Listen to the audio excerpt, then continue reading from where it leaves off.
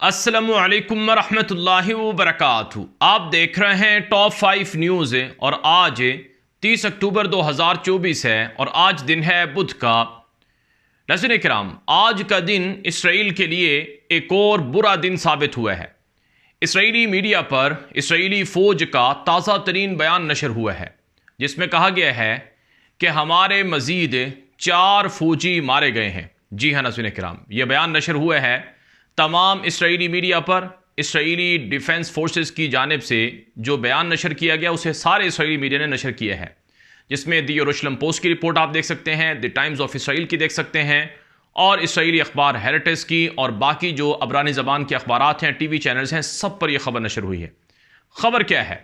खबर के मुताबिक गजा के इलाके जबालिया में 4 इसराइली फ़ौजी, जिनमें एक उनका फ़ौजी अफसर था, वो लड़ाई के दौरान, ऑपरेशन के दौरान मारा गया है। इससे पहले भी इसी जबालिया के अंदर इसराइली फ़ौज ने खुद एतराफ़ किया कि उनके फ़ौजी लड़ाई के दौरान मारे गए हैं। लेकिन यहाँ पर एक बात समझने की है, वो ये है कि इसराइली मीडिया पर जो आदाद शुमार ज़ाहिर होते हैं, जो बयान किए जाते हैं, उनमें तज़ाद होता है और जो अरब ज़राए इब्लाग हैं उन पर जब कोई चीज़ें नशर होती हैं तो उनमें तादाद कुछ और होती है और जो इसराइली मीडिया है, जो इसराइली फोर्सेस हैं, वो जो तादाद नशर करते हैं वो कुछ और होती हैं। लेकिन बहरहाल इसराइल ने तस्लीम किया है कि जबालिया, जहाँ पर ये सेंट्रल गजा का इलाका है, जहाँ पर लड़ाई चल रही है पिछले कई दिनों से, तो वहाँ पर उनको ये नुकसान उठाना पड़ा है। इसके साथ साथ एक और जो नुकसान था वो गुज़श्ता रोज़ इसराइल ने तस्लीम किया कि एक हमारा सीनियर फ़ौजी अफसर था जो वहाँ एक फ़ौजी यूनिट का कमांडर था, जो कई दिन पहले ज़ख्मी हुआ था, लेकिन वो भी ज़ख्मों किताब ना लाते हुए चल बसा। ये इसराइली फ़ौज का बयान नशर हुआ है। तो इसका मतलब ये है कि गज़ा के अंदर इसराइली फ़ौज को लड़ाई के दौरान अपनी जानें देना पड़ रही हैं और उन्हें बड़ा नुकसान हो रहा है। ख़ुद इसराइली फ़ौज ये एतराफ़ कर रही है। दूसरी तरफ एक और बयान सुन लीजिए। ये बयान है इसराइल की डिफेंस मिनिस्ट्री का, यानी इसराइल की जो वजारत दिफा है, ये उसका बयान है। ये बयान आप इस वक्त हमारी स्क्रीन पर देख सकते हैं। ये इसराइली जो डिफेंस मिनिस्ट्री है उसका ये बयान इसराइल के मशहूर अखबार द यरूशलेम पोस्ट ने नकल किया है, नशर किया है। बयान क्या है? इस बयान में कहा गया है defence ministry 12,000 bounded during war over half under 30 कि इसराइली डिफेंस मिनिस्ट्री ने कहा है कि 12,000 इसराइली फ़ौजी ज़ख्मी हुए हैं जंग के दौरान, जिनमें से आधे से ज़ायद यानी 15,000 से ज़ायद वो 30 साल से नीचे के नौजवान इसराइली फ़ौजी हैं। रिपोर्ट के मुताबिक according to the divisions data 93% of the wounded are men, 66% are reservist and 51% are between the age of 18 and 30 के जो 93% जंग के दौरान ज़ख्मी होने वाले हैं उनमें 93% जो टोटल ज़ख्मी हैं उनमें 93% मर्द हैं और 66% जो हैं वो रिज़र्विस्ट हैं। यानी रिज़र्विस्ट वो फ़ौजी होते हैं जो एहतियाती फ़ौजी होते हैं, यानी जिनको बवक्त ज़रूरत जंग में इस्तेमाल किया जाता है। और 51% 18 साल से 30 साल की उम्र के हैं, यानी कम उम्र के लोग हैं। ये इसराइली डिफेंस मिनिस्ट्री का बयान है जो नशर हुआ है। अब मैं आपके सामने एक बड़ा एतराफ़ नशर करने लगा हूँ और ये एतराफ़ है इसराइल के साबिक वज़ीर आज़म यार लबेद का और ये एतराफ़ है इसराइल के मौजूदा अपोजिशन लीडर यार लबेद का। इसराइल के अंदर जो इस वक्त अपोजिशन जमात है उसका जो सरबराह है उसका नाम है यार लबेद। ये इसराइल का साबिक वज़ीर आज़म भी रह चुका है। इसने गुज़श्ता रोज़ एक बयान किया और कहा कि इसराइली वज़ीर आज़म नेतन्याहू वो इसराइल को नुकसान पहुंचा रहा है। नेतन्याहू की वजह से इसराइल को तारीख़ में इतना बड़ा नुकसान उठाना पड़ा और आज भी इसराइल के जो यरगमाली हैं वो अपने घरों को वापस नहीं आ सके हैं और नेतन्याहू असल ज़िम्मेदार है, लिहाजा इसकी हुकूमत नहीं होनी चाहिए, इसकी हुकूमत ख़त्म होनी चाहिए, इसराइली अपोजिशन लीडर यार लबेद ने कहा है। और यार लबेद ने यह भी कहा है कि जो डेटा हमें बताया जा रहा है, यानी जो तादाद बताई जा रही है इसराइली फ़ौजियों के ज़ख्मियों की और मारे जाने वालों की, वो दुरुस्त नहीं है। उसमें बहुत बड़ा डिफरेंस है। कहा जाता है कि 11-12 हज़ार फ़ौजी ज़ख्मी हुए हैं, लेकिन तादाद इससे ज़्यादा है क्योंकि हस्पतालों में हमने देखा है बहुत कुछ ज़्यादा नज़र आया है। इसराइली साबिक वज़ीर आज़म और मौजूदा अपोजिशन लीडर यार लपेद ने क्या कहा है, आप खुद उनकी ज़ुबानी ये वीडियो सुन लें। 11,000 פצועים, 813 לוחמים נהרגו אתמול ועוד 13 יהרגו מחר אם הממשלה הזאת לא תעשה מה. जी हाँ नाज़रीन इकराम, आपने साबिक इसराइली वज़ीर आज़म यार लपेद की गुफ्तगू सुनी है, जिसमें वो ये कह रहे हैं कि जो डेटा यानी जो ज़ख्मियों के मरने वालों के जो अदाद शुमार हैं उनमें बहुत बड़ा डिफरेंस है और इसराइली वज़ीर आज़म इसका ज़िम्मेदार है, वो सच नहीं बता रहा है और इसराइल को बहुत नुकसान पहुंचा रहा है। अब मैं आपके सामने इसराइल का जो साबिक वज़ीर ख़जाना है जिसका नाम है समोत्रिश, ये इसराइल का साबिक नहीं है, मौजूदा है, ये इसराइल का फाइनेंस मिनिस्टर है जिसका नाम है समोत्रिश। इसने कुछ दिन पहले कहा था कि फ़लस्तीनी ये इलाके छोड़ दें, ये ज़मीनें यहूदियों की हैं, यहूदा, सामरा और गज़ा का इलाका सारा इसराइलियों का है, यहाँ पर फ़लस्तीनियों का कोई हक़ नहीं है और हम किसी भी सूरत फ़लस्तीन की रियासत भी बनने नहीं देंगे। ये बड़ा मुतशद्दद किस्म का ये इसराइली वज़ीर है, वज़ीर ख़जाना।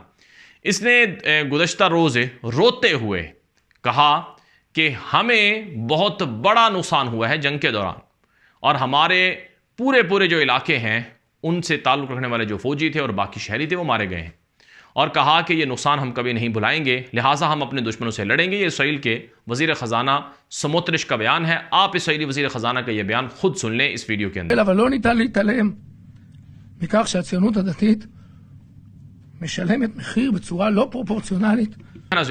आपने इसराइली वज़ीर ख़जाना समोत्रिश का बयान भी सुन लिया, इसराइल के साबिक वज़ीर आज़म और मौजूदा अपोजिशन लीडर यार लपेद के बयान भी सुन लिया। इसके अलावा वक्तन फ़वक्तन इसराइली जो हस्पताल हैं वो मुख्तलिफ़ तरह के अदाद शुमार ज़ाहिर करते रहते हैं जो कि इसराइली फ़ौज या मीडिया के अदाद शुमार से मुख्तलिफ होते हैं, जिसका मतलब है कि काफ़ी नुकसान इसराइल को इस लड़ाई में उठाना पड़ रहा है। अब बात कर लेते हैं एक और बड़ी खबर की, इंतहाई अहम खबर है। इसराइल का मशहूर मीडिया नेटवर्क है इसराइल हायोम या यसराइल हायोम, ये इसराइल का अखबार भी है और मीडिया नेटवर्क भी है।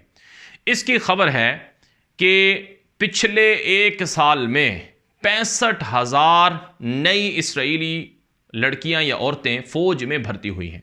जी हाँ, ये खबर है इसराइल के मशहूर अखबार यसराइल हायोम की, ये इसराइल हायोम की, जिसके मुताबिक हम ये आपके सामने ये जो इसराइली मीडिया से सब चीज़ें नकल कर रहे हैं, ये इसलिए क्योंकि वो चीज़ें जिनको खुद इसराइल भी मानता है, वो दुनिया जब दुनिया के सामने जब वो चीज़ें आती हैं तो उनका इम्पैक्ट ज़्यादा होता है और ख़ुद भी इसराइल जो तस्लीम करता है तो इसी से सब कुछ आपको समझ लेना चाहिए। और बाकी जो हमारी गुफ्तगू है उसमें कुछ चीज़ें ज़ुमाना भी होती हैं और किनायतन भी होती हैं, इशारतन भी होती हैं और आप ख़ुद समझदार हैं। हमारे बहुत से नाज़रीन माशाल्लाह पढ़े लिखे हैं, वो सारी बातों को अच्छे से समझते हैं और उससे पहले जो कुछ हो रहा है वो पूरा सिनेरियो या पस मंज़र वो सब चीज़ें जानते हैं। तो जो चीज़ें हम आपके सामने बयान करते हैं इनके रेफरेंस और सबूत भी देते हैं। हम यूट्यूब की जो पॉलिसीज़ हैं उनको भी फॉलो करते हैं और जिनको अमल करना हमारे लिए बड़ा ज़रूरी भी है, तो आप समझते भी हैं। इससे पहले भी मैं कई मरतबा वजाहतें दे चुका हूँ और अगर आपने मुकम्मल ख़बरें देखनी हैं तो आप हमारा दूसरा यूट्यूब चैनल टॉप 5 न्यूज़ और इसी तरह से ख़बरों की दुनिया भी फॉलो कर लें और इसके अलावा JNM न्यूज़ है वो फॉलो कर लें और साथ साथ हमारा X account, Telegram channel, WhatsApp channel भी हैं, उन्हें फॉलो करें। वहाँ पर बहुत सी आपको वीडियोज़ और फुटेजेस भी देखने को मिलेंगी। बहरहाल इस वक्त जो मामला चल रहा है लबनान का, मैं आपके सामने लबनान के हवाले से खबरें रखूँगा क्योंकि लबनान से आज जो इसराइली मीडिया पर खबरें नशर हुई हैं वो बड़ी परेशान कुन हैं। अगरचे एक ख़बर में इसराइली फोर्सेस ने दावा किया है, इसराइली डिफेंस फोर्सेस के अकाउंट पर नशर होने वाली रिपोर्ट है जिसमें लिखा गया है कि look at what are troops found and dismantled in the village of Kfar Kila, one of Hezbollah's main stronghold in southern Lebanon. इसराइली फ़ौज ने दावा किया है कि हमने हिजबुल्लाह का एक बड़ा ठिकाना पकड़ा है और उसमें बड़ा भारी असलहा हमें बरामद हुआ है और असलहे की जो वीडियोज़ और फुटेजेस हैं वो भी इसराइली फ़ौज ने अपने सोशल मीडिया अकाउंट पर यानी कि एक्स अकाउंट पर नशर की हैं। फिर एक और बड़ी खबर सुन लीजिए, इसराइल का जो आर्मी चीफ़ है हर्ज़ी हलीवी वो लबनान के अंदर गया है और उसने वहाँ एक हिजबुल्लाह के ठिकाने में खड़े होकर कहा है कि हमने हिजबुल्लाह के ठिकाने को पकड़ लिया है और वहाँ पर असला भी पकड़ा है और उनको बड़ा भारी नुकसान पहुँचाया है। ये इसराइली जो आर्मी चीफ़ है हर्ज़ी हलीवी, ये उसका बयान है। इसके अलावा नाज़रीन किराम जो एक और बड़ी ख़बर है वो ये है कि लबनान में इसराइल ने दावा किया है कि हम अपना मिलिट्री ऑपरेशन मुकम्मल करने के करीब हैं और इसराइली मीडिया पर ख़बरें चल रही हैं कि लबनान और गज़ा में हमें बहुत कामयाबियाँ मिली हैं और हमें अचीवमेंट मिली हैं, लिहाजा अब हम एक नए मरहले की तरफ जाएंगे। मेरे सामने खबर है दी यरूशलेम पोस्ट की, ये खबर सुन लीजिए कि with significant against in Gaza Lebanon Israel strength shift negotiations के जो कामयाबियां हैं इसराइल के बकौल हमें गजा में बहुत सारी मिली हैं और हमें लबनान में बहुत सारी मिली हैं, लिहाजा अब हम मुज़ाकरात के एक नए फेज़ की तरफ जा रहे हैं। नस्ल काम, ये जो गजा और लबनान की लड़ाई है इसको रोकने के लिए मुज़ाकरात भी चल रहे हैं। आपने देखा कि कतर के अंदर एक मुज़ाकराती राउंड हो चुका है और अब जो दूसरा राउंड है, आज खबर आई है इसराइली मीडिया पर कि next round of hostage talks expected this week in Egypt says Israeli official, कि अगला जो मरहला है, राउंड है बातचीत का, मुज़ाकरात का, गजा और लबनान की लड़ाई को बंद करने का, वो मिस्र के अंदर शुरू होने वाला है और बड़ी तवक्कुआत हैं कि मिस्र के अंदर होने वाले इस मुज़ाकराती अमल में कोई ना कोई नतीजा निकल आएगा। रिपोर्ट्स ये भी बता रही हैं कि इसराइली खुफिया एजेंसी का जो टॉप ऑफिशियल है जिसका नाम है डेविड बर्नाई, मोसाद एजेंसी का सरबराह, वो शरीक होगा। खुफिया एजेंसी जो अमेरिका की है CIA उसका सरबराह शरीक होगा और इसी तरह से मिस्र कतर के जो हुकाम हैं वो भी शरीक होंगे और इसी तरह से हमास का वफद भी शरीक होगा। ये भी रिपोर्ट के अंदर बताया जा रहा है।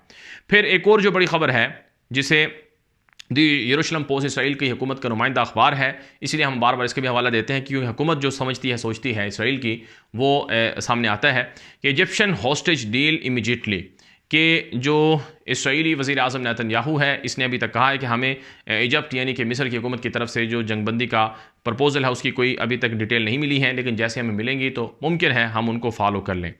बहरहाल ये काम यूँ जो मामला इस वक्त चल रहा है गज़ा में या लबनान में, इसमें जो सूरत हाल है वो इसराइल के लिए अच्छी नहीं है। यही वजह है कि इसराइल अब बातचीत के मरहले की तरफ भी लौटता हुआ नज़र आ रहा है और जिस तरह से इसराइल के अंदर मजहबी फ़िरका है उनका हरीदीम, उनके लोगों को भी फ़ौज में भर्ती करने का मामला है जिस पर काफ़ी इख्तलाफात भी हैं और इसराइली वज़ीर दिफा योआफ गालंट कह चुका है कि हमें फ़ौरी तौर पर मज़ीद फ़ौजी चाहिए और वो इसीलिए कि जंग के अंदर बड़ा उन्हें नुकसान हो रहा है।